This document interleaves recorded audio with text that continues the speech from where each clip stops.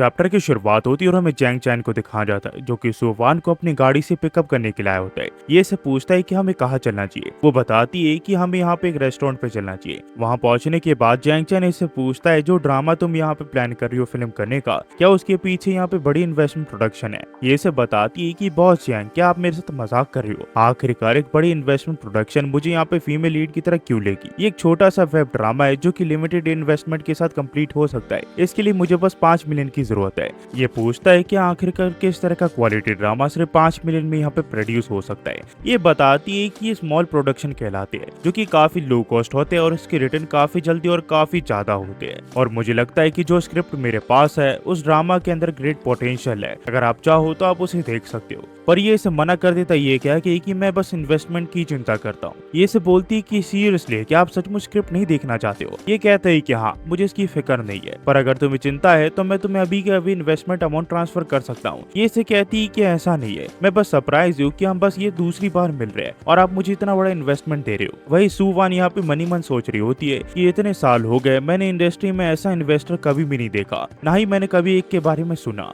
उतने में यहाँ पे ये से बोलता है कि पर मेरी एक कंडीशन है, तुम्हें मेरी कंपनी के साथ एज आर्टिस्ट साइन होना पड़ेगा। ये बोलती है कि क्या आप मुझे सचमुच यहाँ पे साइन करना चाहते हो? मैं तो बस एक यहाँ पे सेमी स्टैब्लिश एक्ट्रेस हूँ जो ज्यादा पॉपुलर भी नहीं है, और हाँ, मेरी पिछले कंपनी का कॉन्ट्रैक्ट अब तक एक्सपायर नहीं हुआ है। अगर आप मुझे साइन करना चाहते हो तो आपको उसकी पेनल्टी फीस भी भरनी पड़ेगी। ये से बोलता है कि हाँ, मुझे इससे कोई दिक्कत नहीं है। पर सुवन मनी मन सोच रही होती है कि बेशक मैं यंग हूँ, पर मैं समझती हूँ कि आखिरकार लोगों के इंटेंशन क्या है। लोग मुझे फ्री में प्रमोट तो नहीं करेंगे, इसके पीछे कोई ना कोई रीजन है।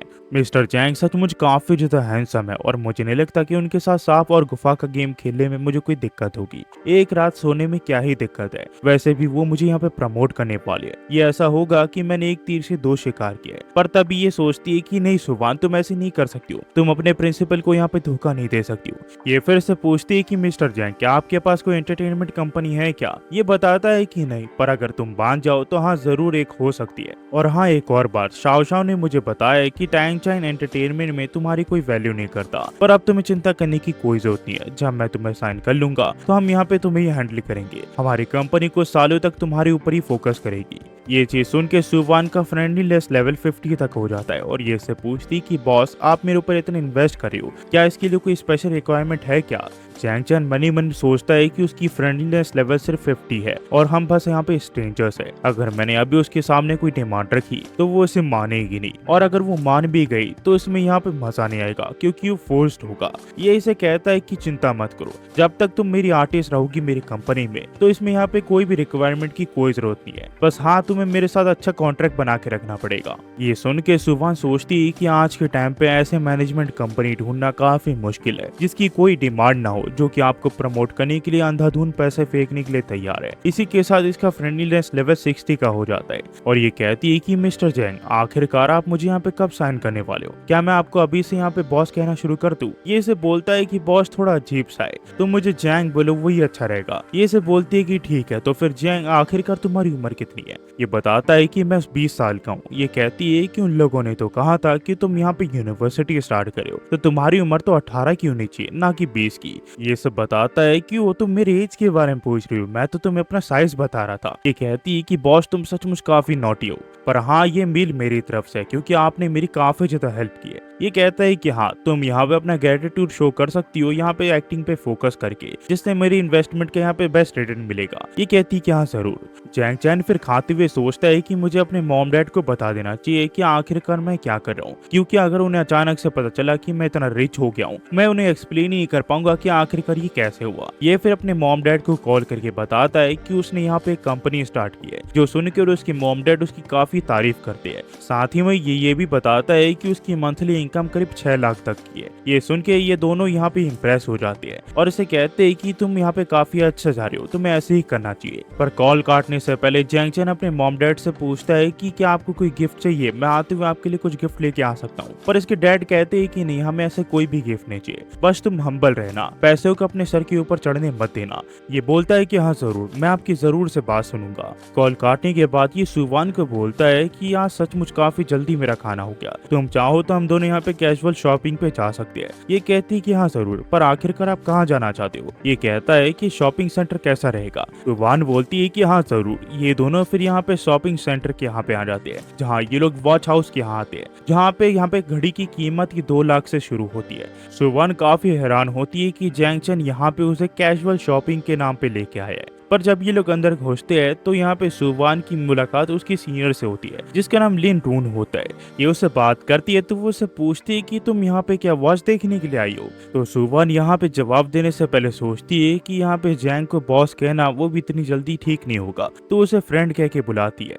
वही लिन रून यहाँ जैंग चैन को इसके साथ देखकर सोचती है कि इंडस्ट्री में सचमुच काफी हैंडसम लड़के हैं, पर इंडस्ट्री में टिकना और पैसे होना सबसे ज्यादा इम्पोर्टेंट है। वही जैंग चैन जब इसके ऊपर अपनी स्किल का यूज करता है तो उसे पता चलता है कि एक पॉपुलर स्टार होने के बावजूद इसके पास फ्रेंड 78 रह चुके हैं। इस ओल्ड मैन के पास ये लड़की इसलिए है क्योंकि उसके पास काफी सारे पैसे और वो उसे अफोर्ड कर पा रहा है। उतने में जो आदमी यहाँ पे लूरान के साथ होता है वो उसे पूछता है कि आखिरकार ये कौन है। ये बताती है कि वो मेरी मेड बनी थी पीरियड ड्रामे में, उसका नाम वान है। तो ये अपने आप को इंट्रोड्यूस करवाता है। वो बोलता है कि मेरा नाम वांग हाई है और मैं यहाँ पे स्पेशलाइज्ड हूँ यहाँ पे फिल्मिंग इन्वेस्टमेंट में। अगर तुम्हें यहाँ पे फिर से एक्ट करना हो तो तुम मुझसे कांटेक्ट कर सकती हो, और वो उसे अपना कार्ड देता है। वहीं पे ये सोचती है कि सू वान मेरे लेवल की नहीं है, वो यहाँ पे चाहे किसी के साथ भी घूम ले, वो मेरे लेवल की कभी भी नहीं हो सकती। वो बस यहाँ पे लड़कों के साथ सोती और मजे लेती है। पर उसे ये नहीं पता कि ये इंडस्ट्री कितनी ज्यादा ब्रूटल है। अगर तुम फेमस नहीं हो तो कोई भी तुम्हारा नाम तक याद नहीं रखेगा, पर अगर तुम एकदम से अचानक से फेमस होगी तो कुछ अच्छे फ्रेंड्स अचानक से तुम्हारे सामने आ जाएंगे जिन्हें तुम जानती भी नहीं हो।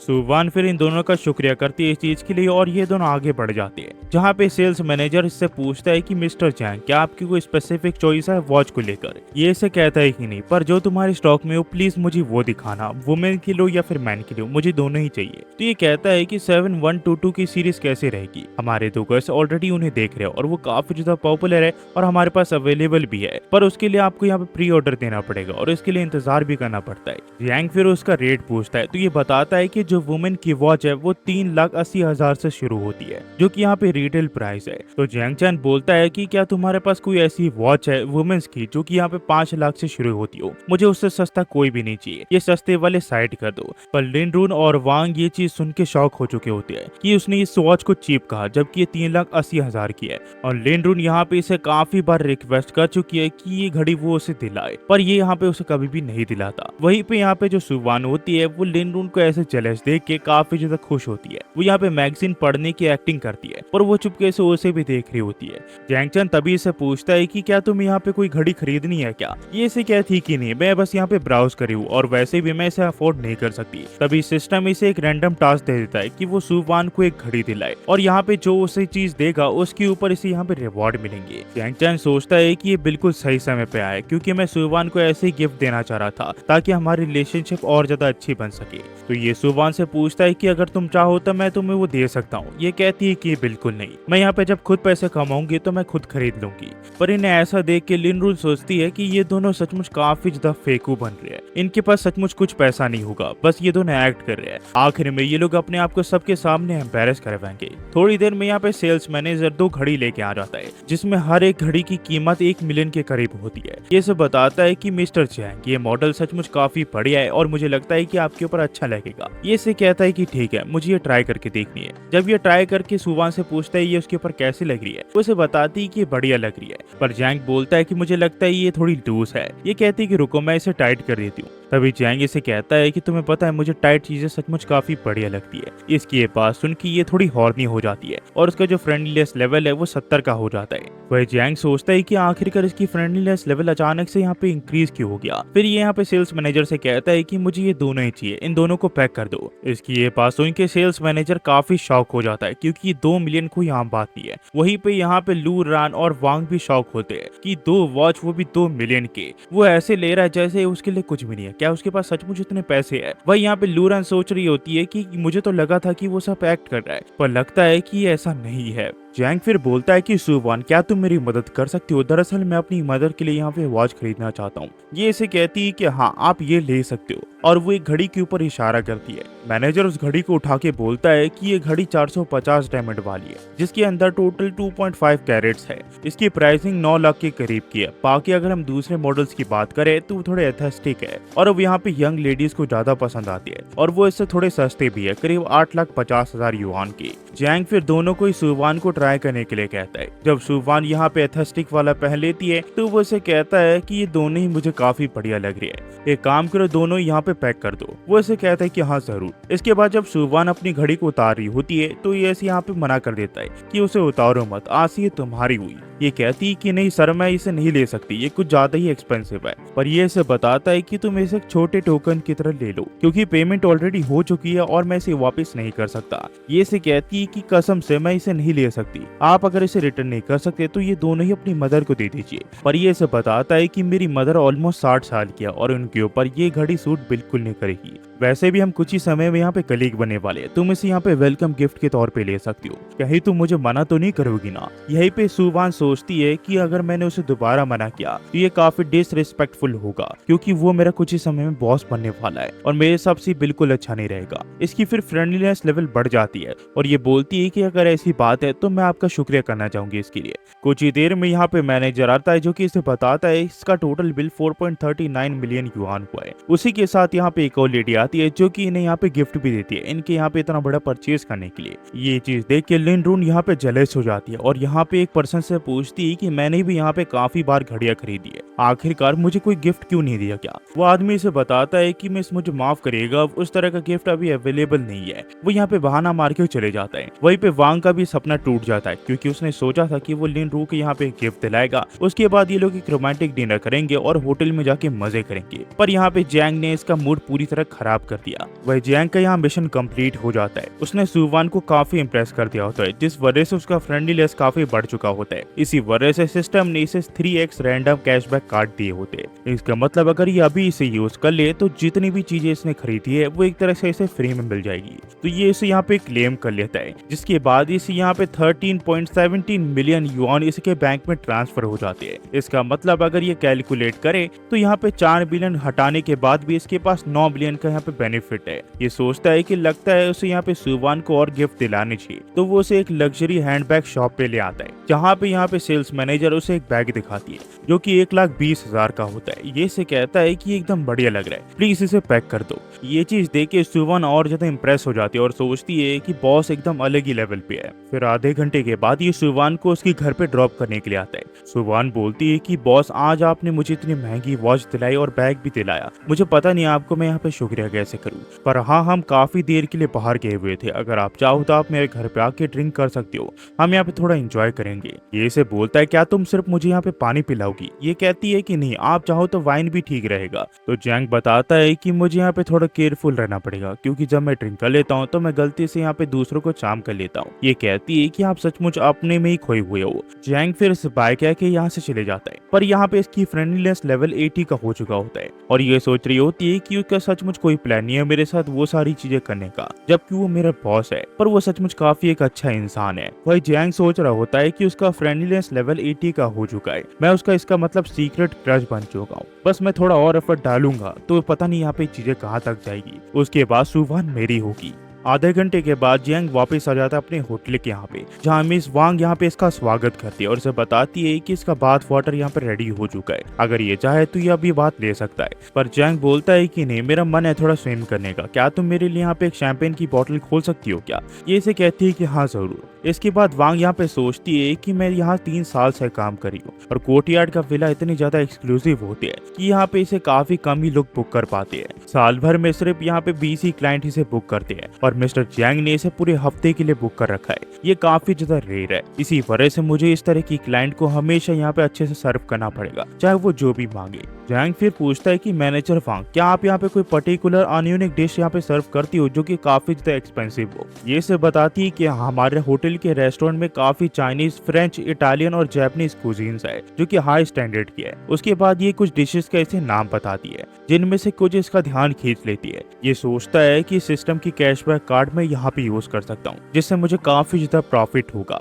कुछ देर के बाद ये मैनेजर वांग को कहता है क्या आप मेरे लिए एक मसाज अरेंज कर सकती हो क्या? तो ये शर्मा जाती है और बोलती है कि हाँ मिस्टर चैंग, हम यहाँ पे आपके लिए मसाज अरेंज करवा सकते हैं, आप अपने रूम पे चलिए। इसके बाद जब ये इसके रूम पे जाते हैं तो ये अपने आधे कपड़े उतार देती है और उसका मसाज करने लग जाती है। ये चीज देख के जैंग सोचता है कि मुझे लगा नहीं था कि इस तरह की मसाज मुझे मिलेगी, मुझे तो लगा था कि एक नॉर्मल शोल्डर मसाज है। उतने में मिस वांग से कहती है कि मिस्टर चैंग, यह हमारे होटल की स्पेशलिटी है, आप अपनी आंखें बंद कर लीजिए और रिलैक्स कीजिए, मैं आपकी काफी अच्छे से मसाज करूंगी। और ये यहाँ पे इसकी मजे से मसाज करने लग जाती है। इससे यहाँ पे जैंग को काफी मजा आता है और वो सोचता है कि मुझे कभी नहीं लगा था कि इस तरह की स्पेशल सर्विस भी इस होटल में इंक्लूडेड होगी, या फिर मैं कुछ ज्यादा ही गंदा सोच रहा हूँ। कुछ देर के बाद मसाज खत्म हो जाती है और मिस वांग से कहती है कि मिस्टर चैंग, हमारी सर्विस अब खत्म हो चुकी है, मैं आपको डिस्टर्ब नहीं करूंगी, पर आपको कुछ भी चाहिए तो आप मुझे कॉल कर सकते हो। ये कहता है कि हाँ जरूर। फिर हमें अगले दिन दिखाया जाता है जहाँ ये ऑटो शो के यहाँ पे आ जाता है। क्वीन फिन इसके साथ नहीं आया होता क्योंकि उसे कुछ काम होता है, पर इसे इस चीज से बिल्कुल फर्क नहीं पड़ता है। ये सोचता है कि वैसे भी मुझे कार खरीदनी है, पर अब तक मुझे ऐसी कोई भी कार नहीं देखी जो कि यहाँ पे 2 मिलियन के ऊपर हो। उतने में ये अपने क्लासमेट्स को देखता है जो कि यहाँ पे एक जगह खड़े हुए होते हैं। वो सोचता है कि आखिरकार ये लोग यहाँ पे क्या कर रहे हैं। उतने में इसकी नजर अपनी एक और क्लासमेट पे जाती है जिसका नाम जो यंग होता है और वो यहाँ पे एक मॉडल बन चुकी होती है। इसका एक क्लासमेट जो यंग से पूछता है कि आखिरकार तुम कब फ्री होगी, मैं तुम्हें पिकअप करने के लिए आऊंगा। पर दूसरी क्लासमेट बोलती है कि जो यंग यहाँ पे अभी काफी काम कर रही है और मुझे नहीं लगता कि हमें उसे यहाँ पे प्रॉब्लम देना चाहिए। वैसे भी उसने हमारे ग्रेजुएशन ट्रिप इनवाइट को यहाँ पे मना कर दिया है, उसे लगता है कि वो हमारे लिए काफी अच्छी है। ये चीज सुन के उसे भी काफी ज्यादा अजीब लगता है। उतने में चैंग चैन इन सभी से मिलता है और इनसे पूछता है कि आखिरकार ये सब यहाँ पे क्या कर रहे हैं। इसे यहाँ पे देख के इसका क्लासमेट से कहता है कि जैंग चैन, तुमने तो मेंशन नहीं किया तुम भी यहाँ पे आ रही हो। ये कहता है कि आखिरकार इसका मतलब क्या हुआ, तुम्हारी बातों से तो ऐसा लगता है कि यहाँ पे तुमने किसी चीज को ऑर्गेनाइज किया, पर उसके बारे में मुझे कुछ भी नहीं पता। दरअसल इसकी एक क्लासमेट ने इंटेंशनली यहाँ पे इसे इन्वाइट नहीं किया क्योंकि वो यहाँ पे इससे बात नहीं करना चाहता था, वो इससे यहाँ पे जेलस था। तो एक और क्लासमेट इसके ऊपर इशारा करते हुए कहता है कि उस बारे में तुम इससे पूछो। वही यहाँ पे इसकी क्लासमेट से कहती है कि जैंग चैन, हमें यहाँ पे मिले हुए ज्यादा समय नहीं हुआ है, पर तुम्हें देख के तो लगता है कि तुम और ज्यादा हैंडसम हो चुके हो। पर ये इसका कोई जवाब नहीं देता। तभी यहाँ पे वही लड़का इसे कहता है कि जैंग चैन, क्या ही तुम मेरे साथ मजाक तो नहीं कर रहे हो? तुम बेशक जितने भी अच्छे देख लो या फिर तुम्हारी वॉइस अच्छी हो जाए, तुम मुझसे सुंदर कभी भी नहीं हो सकते। मुझे लगता है कि तुमने अपने वोकल कोड को यहाँ पे एडजस्ट किया है। ये से कहता है कि ऐसा कुछ भी नहीं है और प्लीज मुझे इन चीजों से दूर रखो। पर आखिरकार तुम लोग यहाँ पे क्या करने के लिए आए हो, वो भी एक कार शॉपिंग सेंटर में? तो इसकी एक और क्लासमेट इसे बताती है कि क्या तुम्हें सचमुच हमें देख के लगता है कि हम मुझे जैसे कार को यहाँ पे अफोर्ड कर सकते हैं? हमने बस अपने ओल्ड क्लासमेट को देखा तो हमें लगा हमें उससे बात करनी चाहिए। जरा जू को देखो जो कि हमारे क्लास की ब्यूटी थी, आज वो यहाँ पे एक कार मॉडल है शंघाई में। और उसके आसपास के लोगों को देखो जो कि उसकी फोटो खींच रहे हैं। तभी वो लड़का इसे कहता है कि शीयू, आखिरकार मॉडल होने में क्या दिक्कत है? जो यिंग ने ऑलरेडी कह दिया है कि वो यहाँ पे एक टेम्पररी जॉब की तरह है। तो यहाँ पे मुंह बना के कहती है कि क्या मैंने सचमुच यहाँ पे जो यिंग को कुछ ऐसा कहा है? मुझे तो नहीं लगता कि उसे पैसे की दिक्कत है। मैं बस उसे यहाँ पे देख के काफी ज्यादा सरप्राइज हूँ कि अनटचेबल एक प्योर गॉडेस यहाँ पे क्या कर रही है, वो भी इस ड्रेस में। आखिरकार उसकी इंटेंशन क्या है, मैं बस यहाँ पे थोड़ी कंफ्यूज हूँ। फिर जब जैंग चैन इसके ऊपर अपनी स्किल का यूज करता है तो उसे पता चलता है कि वो ऑलरेडी 9 लोगों के साथ सो चुकी है। यहाँ पे उसकी उम्र सिर्फ 19 की होती है और उसका फ्रेंडलीनेस करीब 90 के करीब होता है। दूसरी लड़की का बिल्कुल नॉर्मल होता है, जैसे कि 2 पार्टनर्स, और उसका फ्रेंडलीनेस 75 का होता है। ये सोचता है कि उसका फ्रेंडलीनेस मेरे लिए इतना ज्यादा हाई क्यों है, जबकि हमने इतना ज्यादा कभी बात भी नहीं की। उतने में यहाँ पे इसका साथी से कहता है कि जैंग चैन, क्या हुआ, तुम कहाँ खो गए? ये से कहता है कि कुछ भी नहीं, मैं बस कह रहा था कि तुम अपना ध्यान रखो। ये कहता है कि तुम सचमुच काफी ज्यादा वियर्ड हो। ये फिर जू यंग को कहता है कि तुम सचमुच काफी ज्यादा सुंदर हो बस इन कुछ दिनों में। तो वो इसका शुक्रिया करती है। जैंग चैन फिर यहाँ पे से कहता है कि सीरियसली गाइस, क्या तुम यहाँ पे उस कार को खरीदने वाले हो क्या,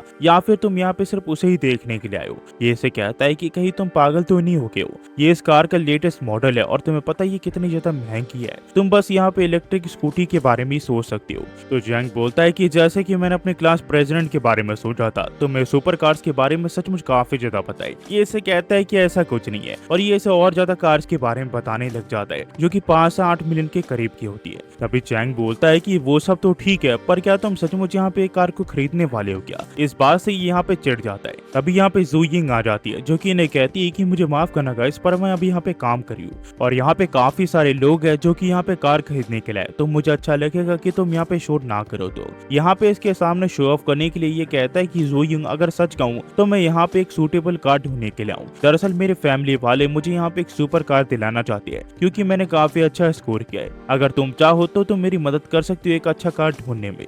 पर ये से बताती है कि अगर सच कहूँ तो यहाँ पे मुझे कार के स्पेक्स के बारे में ज्यादा कुछ नहीं पता। अगर तुम्हें सच मुझे कार खरीदनी है तो तुम यहाँ पे सेल्स लेडी से पूछना चाहिए। पर ये से कहता है कि दरअसल मैंने तुमसे इसलिए पूछा क्योंकि हम ओल्ड क्लासमेट है और मैं तुम्हारे साथ ज्यादा कंफर्टेबल रहूंगा। जैंग चैन इसे बोलता है कि क्लास प्रेसिडेंट जो यंग ऑलरेडी यहाँ पे कह चुकी है कि उसे यहाँ पे कार्स के बारे में ज्यादा कुछ नहीं पता। तो मैं अगर कोई कार पसंद है तो डायरेक्ट उसे खरीद लो ना। आखिरकार तुम यहाँ पे शॉपिंग के बहाने गॉडे से बात करने की यहाँ पे एक्सक्यूज क्यों बना रहे हो। ये सही कहता है कि जैंग आखिरकार तुम्हारी दिक्कत क्या है। मैं अभी यहाँ पे जुइंग से कार से रिलेटेड बात कर रहा हूँ जिसे मैं खरीदने वाला हूँ, जिससे उसे भी बेनिफिट होगा। ये कोई स्कूल का कन्वीनियंस स्टोर नहीं है, तो तुम्हें समझना चाहिए। तुम इतने कैजुअली बात कर रहे हो तो तुम मुझे बताओ कि आखिरकार तुम कौन से कार को खरीदने वाले हो। जैंग कहता है कि मुझे इससे फर्क नहीं पड़ता जुइंग, अगर मैं उस कार को खरीदूं क्या वो मॉडल के साथ आएगी क्या। ये उसके ऊपर हंसते हुए कहती है कि यांग तुम सचमुच काफी ज्यादा फनी हो। ये कहता है कि मैं सच बोल रहा हूँ, मैं काफी ज्यादा सीरियस हूँ। ये कहता है कि यांग क्या तुम यहाँ पे शो ऑफ कहीं और जाके कर सकती हो क्या। जुइंग यहाँ पे काम करने की कोशिश कर रही है।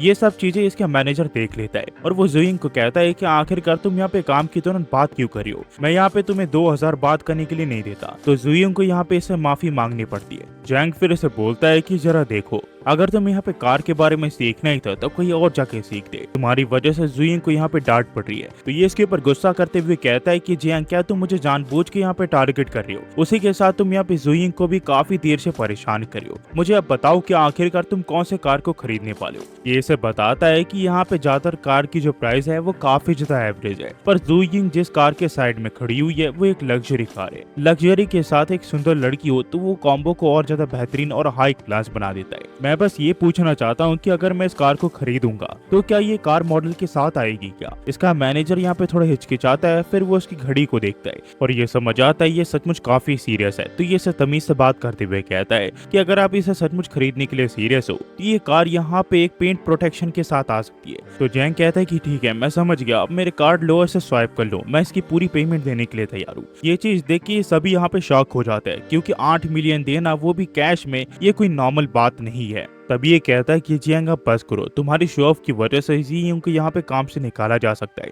ये से कहता है कि ली शोंगडोंग क्या तुम यहाँ पे बेवकूफ हो, मेरे कार खरीदने से उसको क्या प्रॉब्लम होगी। अगर मैं कार खरीदूंगा तो उसे उल्टा यहाँ पे बेनिफिट होगा और ये कार मैं उसकी मैनेजर की वजह से खरीद रहा हूँ। ये से बताते है कि हाँ अगर कस्टमर यहाँ पे इस कार को खरीद ले तो उसका कमीशन यहाँ पे जुइंग को भी जाएगा। इसकी ये बात सुन के जुइंग भी काफी इंप्रेस हो जाती है और उसका फ्रेंडलीनेस लेवल 80 का हो जाता है। जैंग फिर से फ्लर्ट करते हुए कहता है कि मैनेजर याद रखना जैसे कि हमने एग्री किया था कि ये कार यहाँ पे कार मॉडल के साथ आई। वहीं पे यहाँ पे ये सोचता है कि ये बास्टर्ड जैंग जानबूझ के यहाँ पे जुइंग के साथ फ्लर्ट कर रहा है। अगर मेरा कार्ड यहाँ पे फ्रोज नहीं हुआ होता तो मैं इसे दिखा देता कि आखिरकार मैं किस खेत की मूरी हूँ। जैंग फिर इससे पूछता है कि क्या ये कार स्टॉक में और क्या मैं इसे यहाँ पे अभी ड्राइव कर सकता हूँ क्या। ये इसे बताता है कि हाँ ये कार स्टॉक में और आप चाहो तो अभी के अभी इसे यहाँ पे ड्राइव करके देख सकते हो। आप चलिए हम वीआईपी लॉज में चलते हैं ताकि मैं आपकी पेमेंट प्रोसेस कर सकूँ, उसके बाद ये कार आपकी होगी। वीआईपी लॉज जाने के बाद इनकी पेमेंट कंप्लीट हो जाती है और ये पेपर वर्क यहाँ पे डन कर देता है और जुइंग को कहता है कि वो यहाँ पे यंग मास्टर जैंग का ख्याल रखे। वही ये सब देख के ये सोचता है कि मुझे लगा था कि जैंग मेरे साथ मजाक कर रहा है, पर वो 8 बिलियन की कार ऐसे खरीद सकता है जैसे वो उसके लिए कुछ भी नहीं है। मैंने सचमुच अपने आप की काफी ज्यादा बेइज्जती करवा दी है, सचमुच मैं उसके सामने कुछ नहीं हूँ। और यहाँ से कहानी वोटी भी कंटिन्यू जाती है। ये इस कहानी का 9 चैप्टर था, इसका अगला चैप्टर जैसे आएगा मैं उसे एक्सप्लेन कर दूंगा। पर हाँ गाइस जानने से पहले ये बताना मत भूलना कि आपको मेरी एक्सप्लेनेशन कैसे लगी। और हाँ गाइस मुझे पता है कि ये कहानी और काफी सारे मानवास लोग ऑलरेडी एक्सप्लेन कर चुके हैं, पर जैसे कि आपको पता है हर किसी के मानवा एक्सप्लेन करने की या स्टोरी एक्सप्लेन करने का तरीका अलग होता है। मैं उसी तरह से अपनी कहानी एक्सप्लेन कर रहा हूँ, मैं अपने पर्सपेक्टिव से आपको कहानी दिखा रहा हूँ। आपको अच्छी लगी तो प्लीज देखिए, वरना कोई बात नहीं। आप मुझे बस कमेंट सेक्शन में बता सकते हैं कि आपको कहानी कैसे लगी। बस जाते हो सिर्फ इतना ही कहूंगा guys, thanks for watching. Next video मिलता है, होपफुली आप सब बढ़िया होंगे।